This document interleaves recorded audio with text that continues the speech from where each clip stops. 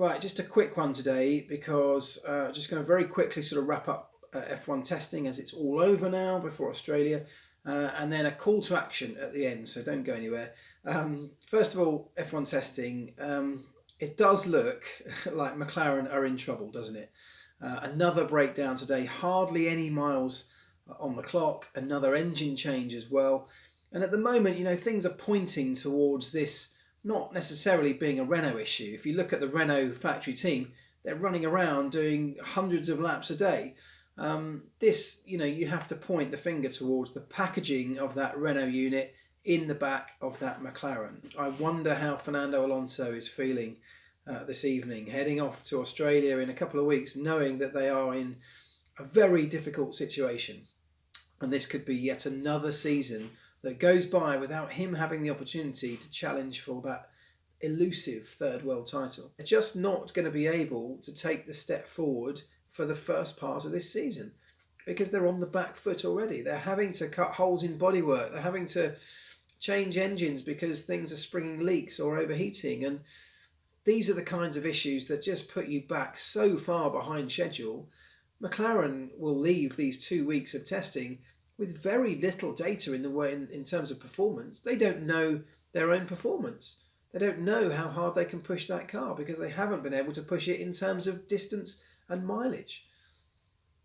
They'll go into Australia nervous. I've been there. I've been at the start of a season in that McLaren garage where you go there having not yet completed a full race distance, going into the actual race weekend with your fingers crossed, hoping that things are going to be okay, but actually not with any real confidence that they are.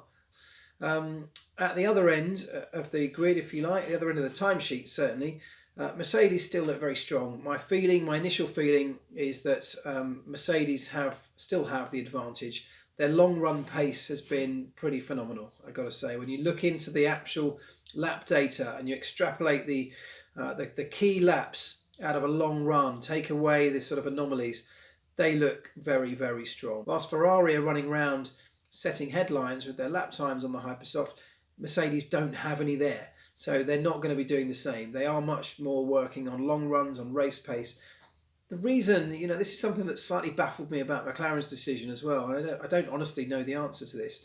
McLaren have been running on the softer end of the tyre range. They've been doing a lot of work on the Hypersofts. And I know it's a new compound from Pirelli this year, but it's the first time that tyre is going to be used in the season is in Canada. That's months away. Ferrari obviously look quick. They have set incredible lap times on that Hypersoft tyre. Their one lap pace seems very good. And we don't really have a comparable lap time from Mercedes to compare that to directly. So it's always very dangerous trying to compare lap times from one team to another across testing. Things happen at different times of day, different conditions, different temperatures, different fuel loads, different setups, different approaches from each team. So very, very dangerous to go and compare one to the other and say this is the pecking order. For me, Mercedes, as I say, look out in front or certainly look comfortable and confident. Ferrari don't look too far behind. I think they've got a little bit of work to do in perhaps getting the best out of the longer runs, the race pace. But I think they've got a decent platform. I think they've got a decent car. Both drivers seem reasonably happy. Not absolutely content, but then whoever is in Formula One. Alongside them, you've got to say Red Bull also look like they've taken a step forward from last year. We still imagine and we're pretty much sure that the Renault power unit doesn't produce the same level of power as the Merc or the Ferrari, but it's close by the sounds of things. And Red Bull look like they have a strong package. They had a really detailed, really interesting car. If you haven't seen my sort of first initial analysis of that car, go and have a look at the video. I'll link it at the end. We've already seen development coming over these 2 weeks of testing. And if Renault can start to make improvements in the power unit side over the course of the season, and don't forget there's only limited scope to do that with the new 3-engine rule for the season. But they will bring improvements with each of those engines, I've no doubt. Red Bull are one of the teams that we know will be aggressively developing all season. And unlike last year, Red Bull seems to be in a better place in terms of the correlation that they've got between the actual car on the racetrack and the data that they had before they came out to Barcelona. Those top three teams have perhaps even taken a step forward from the rest of the field. They seem to be in a bit of a class of their own, because just behind them, I haven't seen the giant leaps forward as a pack from the rest, from the the mid, what you might call the midfield. Renault have certainly taken a step forward, but then they weren't really fully at the leading edge of the midfield last year. Car's been running around doing an awful lot of laps, reasonably well paced as well. A brand new front wing on the car today, which they say has worked very, very well. Both drivers happy, and that will be the direction that they go with that new front wing as we head down to Australia. So things looking positive, a much more positive feeling coming out of that Renault camp. Toro Rosso, well, Toro Rosso are looking good, aren't they? You've got to say, really positive signs coming out of the Honda Toro Rosso camp. They're pounding round in a huge number of laps, which is a great way to start your championship, of course. Hello, mate. Hello. Get off. Trying to do a video, man. Can't be in every video. But look, things looking really good for that team, and that's credit to both Toro Rosso and to Honda. Honda have clearly taken some steps forward. I talked yesterday about the rumours coming out of Barcelona that said that Honda were putting a new engine every single day. Turns out, having heard from the team, that that's not necessarily true. They did do that in test 1, but that was something that was very deliberate in terms of cycling through units. For test 2, it's one engine that's done the whole thing, and that's been great. That's a great sign. Something they couldn't achieve 12 months ago. Sauber look like they have a car, as we said from my, Wilson. The Sauber car, as I said also in my tech review video when it was launched, is highly complex. It's innovative.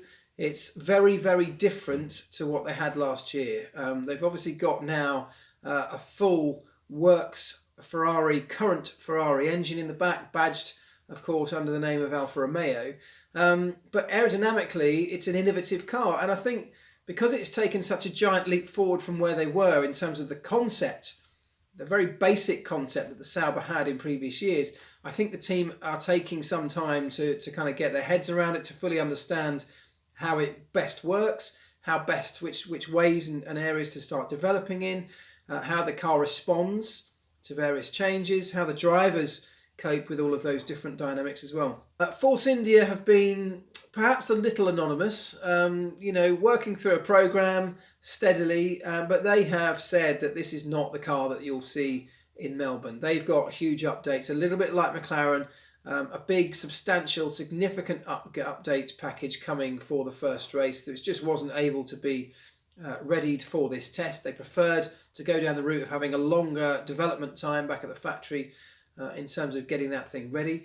So hopefully we'll see some sort of step from them, but they are certainly not in the situation that they were in terms of the pecking order where we finished in 2017.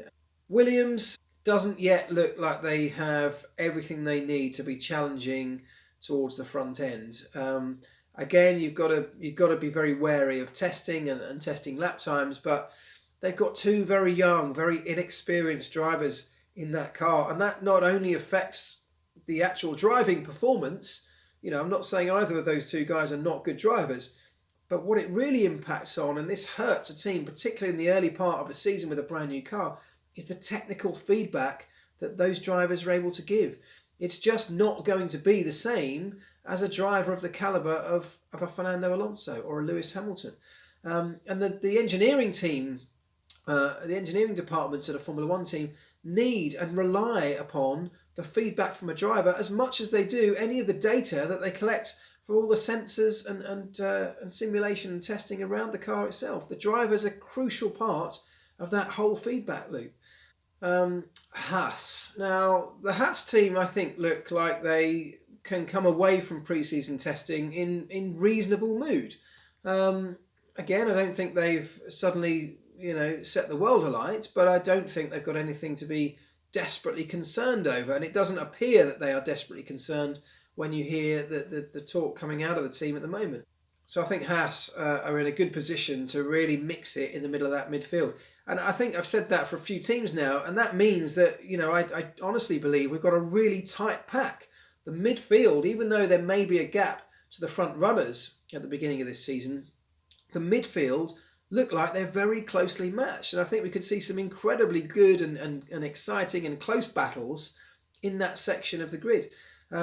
It's very easy to just focus on the front, but actually we could have some great racing further back the field this year. So I think lots to look forward to. I'm going to try and do a bit of a tech review of some of the biggest updates that we saw over the 2 weeks of testing.